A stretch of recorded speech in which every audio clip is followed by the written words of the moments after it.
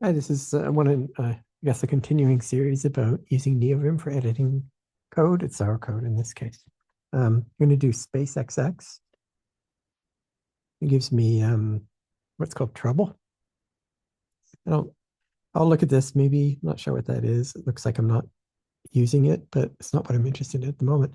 So this one here, lines that are long, it's just a comment line. It doesn't like a long line, but it's a nice thing that you can do. Where are we at? Okay. I'll type enter to get to that. I'll type, I have to think about what I'm typing, space CA for code action. And these are some things that I can do. So I'm going to type 2 because I'd like to disable that particular linting command. I've done it, and you see that the trouble for that went away. Kind of nice. So what it does, it just puts a little comment here that the linter catches.